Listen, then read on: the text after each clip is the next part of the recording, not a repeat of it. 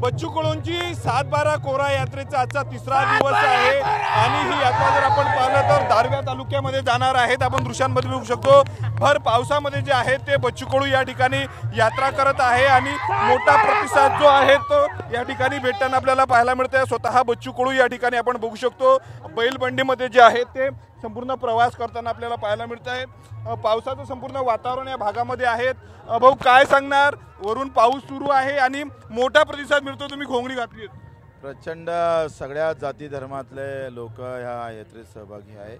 परतून धो पाऊस आहे असं वाटलं लोक राहणार नाही, पण प्रचंड गर्दी आहे। गाव लागलं का लोक बंडी आणतात, बंडीत बसवतं आणि आम्हाला घेऊन जातोय। मला वाटतं सरकारनं याकडे पाहणं फार गरजेचं आहे आणि लगेच ते काहीतरी ठोसपणे निर्णय घेईल।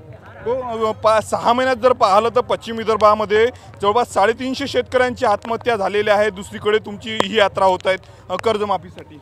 रोज शेतकरी मरत आहे। काल आम्ही उमरडा बाजाराला गेलो तर तिथे तिबारा पेरणी करावं लागली आणि एकतर पेरल्यावर लगेच डुक्कर त्याचे तूर खातं। साधा कुठली गोष्ट चांगली केली तर सांगावं, म्हणजे बियाणं सुद्धा बेकार, खतं बेकार, प्रचंड फसवण्याचं काम सरकारकडून केलं जातं। काही यंत्रणा त्याच्यात सामील आहे। एका डीपीवर 60 कनेक्शन आहे।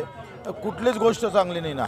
तुम्ही बियाणं पेरावं तर ते गॅरंटीचं भेटत नाही आणि बियाणं ज्या भावात भेटते त्या भावाचा आम्हाला भावही भेटत नाही।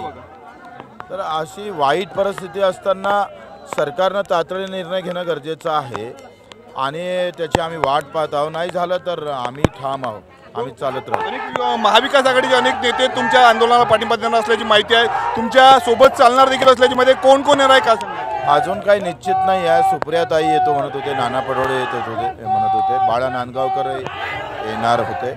पाहू, आले तर फारच चांगलं। तुम्ही विना चप्पलने देखील चालले, पायाला फोडायचे काही फोटो व्हायरल होत आहेत।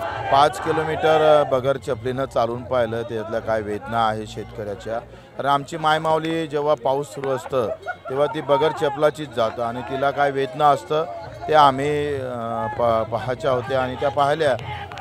आम्ही 5 किलोमीटर चाललं तर पायाले फोडा आले, गिट्ट्या रुतल्या, त्या बँडेज लावून चालतो आहे। एक शेवटला प्रश्न, शिक्षकांचं दुसरीकडे आंदोलन सुरू आहे मुंबईमध्ये, कसं पाहताय आंदोलनाकडे?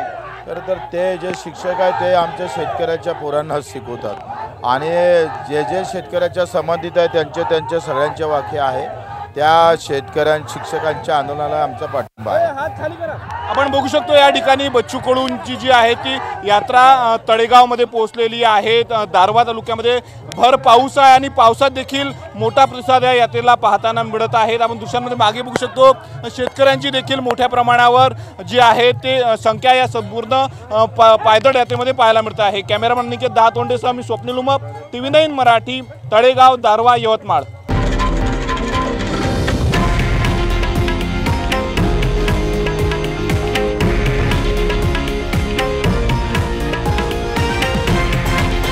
हे आहे देशातील नंबर 1 न्यूज नेटवर्क आणि आपण पाहत आहात TV9 मराठी, एकमेव।